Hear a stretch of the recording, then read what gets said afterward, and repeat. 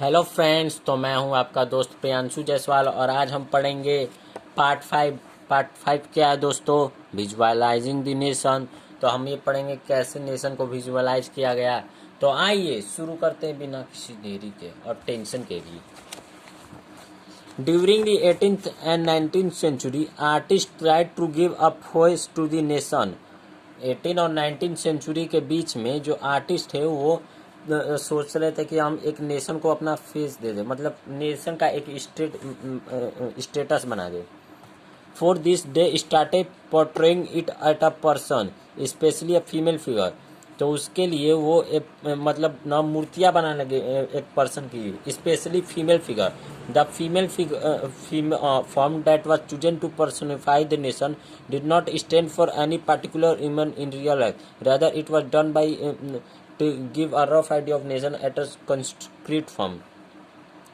तो जो female form था वो पर्सनली नेशन के लिए नहीं चूज था कि वो स्टैंड किसी पार्टिकुलर में, मतलब जैसे कि मान लीजिए मेरा शकल है तो मेरे शकल का ही मूर्ति नहीं बनता, तो वो अपने से जो जो बनाते थे ना मूर्तियाँ, वो अपने से बनाते थे artist. This depiction of female figure as a nation by various artists become an allegory of the nation. Allegory क्या होता है? Expressing abstract idea in the form of a person or thing. तो मतलब एक न दुखद आइडिया, मतलब एक आइडिया अपने पर्सन और थिंग के बारे में बताना है। तो ये जो डिपिक्शन था फीमेल फिगर का नेशन में, वो बहुत सारे आर्टिस्ट के लिए एक एलेगरी बन गया नेशन के लिए। All this started during French Revolution, where artists used the female allegory to represent ideas like liberty, justice and liberty. ये फ्रेंच रिवोल्यूशन के टाइम स्टार्ट हुआ, जहाँ आर्टिस्ट फीमेल एलेगरी को बना के उसे दर्शाते थे लिबर्टी, जस्टिस और रिपब्लिक को। To represent ideas, this idea symbols और specific objects were used by the artist. तो ये आइडिया को रिप्रेजेंट करने के लिए जो आइडल्स थे, आइडिया सिंबल थे और स्पेसिफिक ऑब्जेक्ट थे, वो आर्टिस्ट यूज करते थे।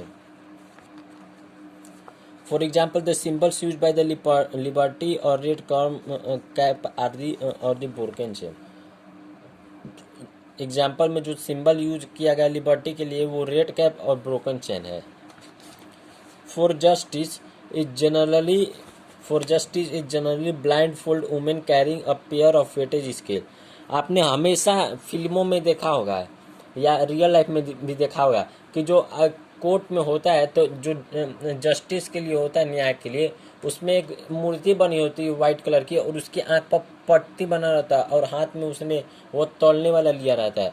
तो जस्टिस के लिए weightage scale blind fold women को लिया गया है। So therefore various female allegories were invented by artists in the 19th century to represent the area nation.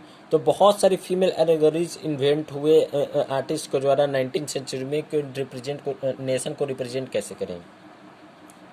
In France, the female figures which was used by to describe nation was given by the name of Marianne.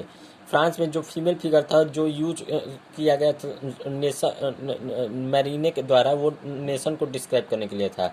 She was drawn with the characteristics of liberty and the republic, that is red clap, the tricolour, the cockade. France में जो female figure था वो nation को describe करने के लिए मैरीनी था, और उसे लिबर्टी दर्शाने के लिए उसके हाथ उस रेड कैप, ट्राई कलर और कॉकड़े दिया गया था। बुक में फिगर देख लीजिएगा आप लोग। The statues of Marianne were erected at various public places. जो स्टेटस था मैरीनी का वो बहुत जगह था पब्लिक प्लेस में। This was done to remind the public of the national symbol of unity. तो ये रिमाइंड किया गया पब्लिक को कि वो नेशनल सिंबल्स है यूनिटी के। Marianne image was were marked on coins and stamps. और जो मैरीनी के इमेजेस थे वो क्वाइंस और स्टैम्प्स में भी देखे गए। Similarly in Germany the female figure used for depicting Germany as a nation came to be known as Germania. तो जर्मनी में जो फीमेल फिगर था वो यूज किया गया था जर्मनी को एक नेशन दर्शाने के लिए, और उसे हम लोग जानते हैं जर्मानिया के नाम से।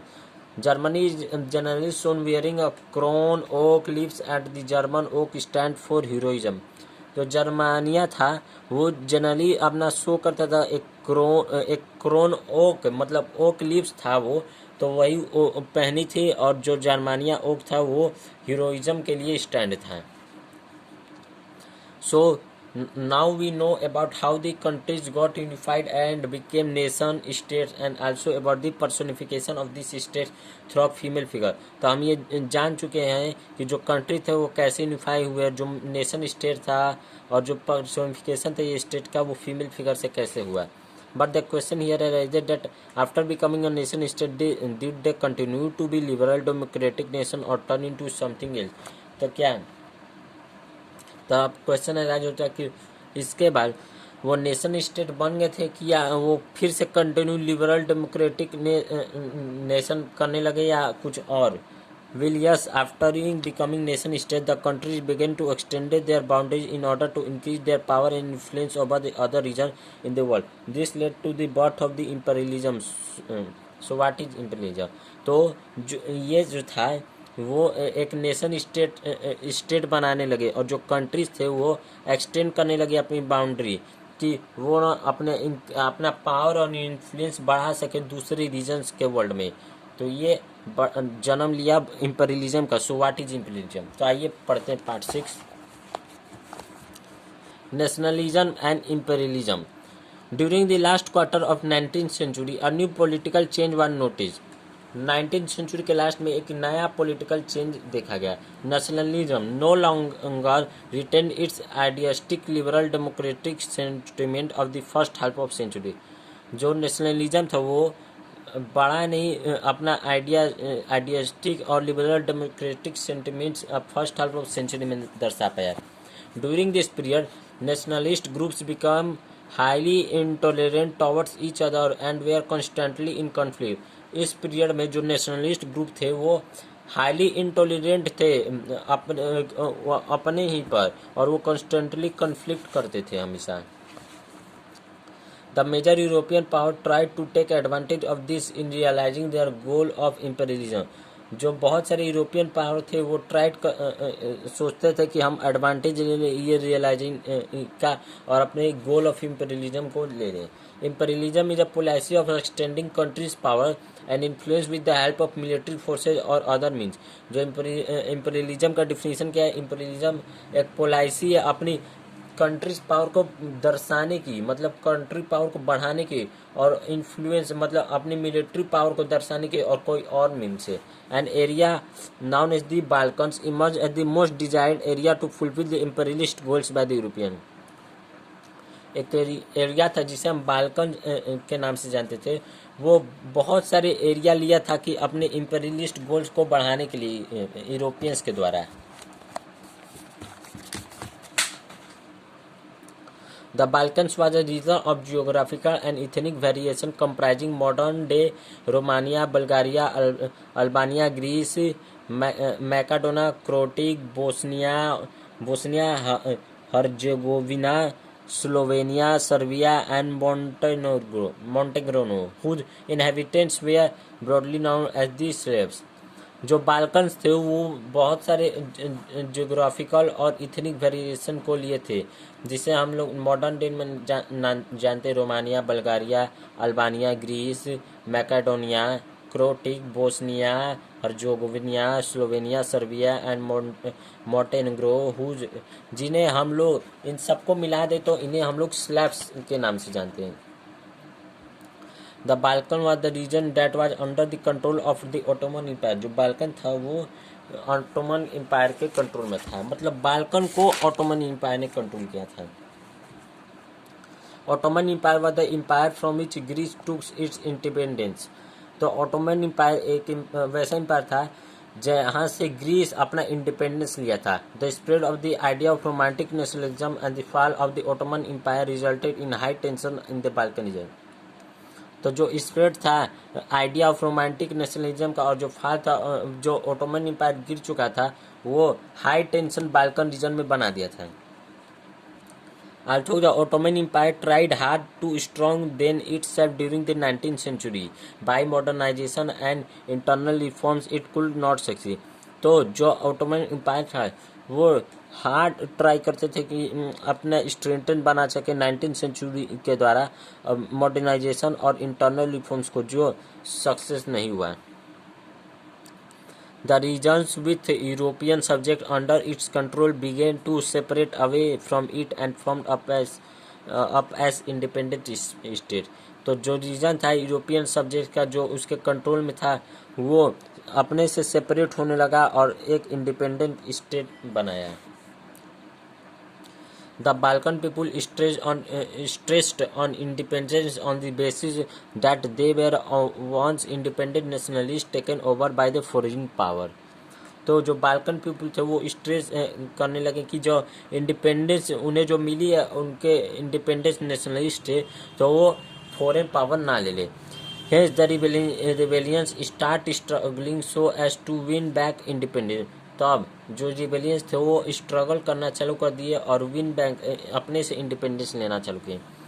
As different Slavic nationalists were attempting hard to gain independence, a situation of conflict arose because of the Balkan states were now interested in extending their territorial limit.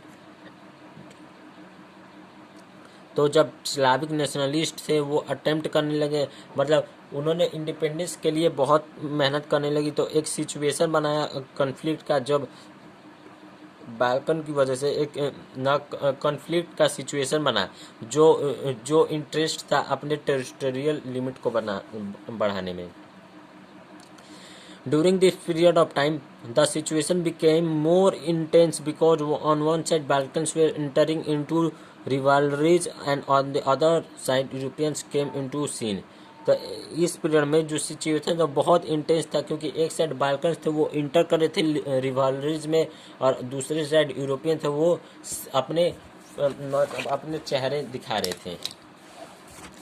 चेहरे दिखाने का मतलब अपना चेहरा नहीं, मतलब अपना रंग दिखा रहे थे. उसका आप लोगों को दूसरा मतलब मत समझिएगा. The European powers entered into a rivalry with each other so as to stabilize their trade and colonies in the Balkan region. जो यूरोपियन पावर था जो इंटर किया था रिवलरी में और अदर दूसरे लोगों के साथ भी वो स्टेबलाइज करना था अपना ट्रेड और कॉलोनीज को बाल्कन रीजन में. Powers like Russia, Germany, England and Austro-Hungary were keen on stabilizing their own power over the Balkans. तो जो पावर जैसे रसिया, जर्मनी, इंग्लैंड और ऑस्ट्रो हंगरी था वो स्टेबलाइज करना चाहता था अपना पावर बाल्कन्स का. This resulted in a series of war that ended up with the beginning of the First World War. तो ये रिजल्ट मतलब इसका परिणाम ये हुआ कि ये एक वार बहुत सारे सीरीज ऑफ वार हुए जो एंड हो गया beginning of first world war. एक बहुत बड़ा वर्ल्ड वार हुआ था फर्स्ट वर्ल्ड वार, इसी उसके वजह से ये सब वार्स खत्म हुए. The concept of nationalism supported by imperialism become a reason for Europe's disaster in 1914. जो कंसेप्ट है नेशनलिज्म का वो सब इंपीरियलिज्म के द्वारा सपोर्ट हुआ और एक ये रीजन बन गया यूरोप डिजास्टर 1914 में. During the 19th century many colonised countries began to oppose the rule of imperialist countries. तो 19th सेंचुरी में बहुत सारे कॉलोनाइज्ड कंट्री थे वो अपोज करने लगे इंपीरियलिस्ट कंट्री के रूल को. The anti-imperial movements that develop everywhere were nationalist. जो एंटी इंपेरियल मूवमेंट्स थे वो डेवलप हर जगह होने लगे जिसे हम लोग नेशनलिस्ट बोलते हैं. It is so because all of them were struggling to form independent nation state and had a sense of collective national unity. तो ये इसलिए हुआ क्योंकि जो सारे थे वो स्ट्रगल कर रहे थे कि इंडिपेंडेंट नेशन स्टेट बना कर, उनके पास एक कलेक्टिव नेशनल यूनिटी भी थी. They were not aiming to follow the idea of imperialism. तो वो मतलब एम नहीं करते थे आइडिया ऑफ इंपीरियलिज्म को. European ideas of nationalism were not seen being repeated anywhere as people everywhere had their own concept of nationalism. जो European ideas थी nationalism का वो देखा नहीं रिपीट कहीं भी रिपीट नहीं हुआ जब पीपल हर जगह थे वो अपना कंसेप्ट लाए नेशनलिज्म का. But all this events and processes come up with the ideas on organising societies into nation state that were accepted as natural as universal. लेकिन ये सब इवेंट्स और प्रोसेसेस एक आइडिया के साथ आया और ऑर्गेनाइज किया सोसाइटी, जिसे हम नेशन स्टेट बोलते हैं, और जो एक्सेप्ट हुआ नेचुरल और यूनिवर्सल में। तो इन मतलब अब से हमारा चैप्टर जो नोट्स के फॉर्म में था वो ख़त्म हो गया। अब हम लोग ना बोर्ड एग्ज़ाम, जैसा कि आप लोग जानते हैं कि बोर्ड एग्ज़ाम ने एक नया 2022 के लिए, हम भी 10th में है तो उनके लिए एक नया अनाउंसमेंट किया कि हमें ना रट्टा नहीं मारना है। मतलब ये जो नोट्स है, नोट्स से हमारा काम नहीं चलेगा, हमें एनसीईआरटी लाइन बाय लाइन पढ़नी है। एनसीईआरटी लाइन बाय लाइन पढ़नी है, उसमें से लिंकेज क्वेश्चन भी आ सकते हैं, कहीं से भी क्वेश्चन पूछ देंगे, तो हमें एनसीईआरटी लाइन भी लाइन पढ़नी पड़ेगी, तभी हम लोग का काम बनेगा बोर्ड एग्जाम में। तो ये नोट से तो बहुत कम ही काम बनेगा। तो हम लोग कल से हिस्ट्री का लाइन बाय लाइन बुक का पढ़ेंगे और समझेंगे। और वो बहुत सारे पार्ट्स में होंगे। अभी के लिए धन्यवाद दीजिए, आज्ञा दीजिए, मैं जा रहा हूँ। और please like share and subscribe this channel.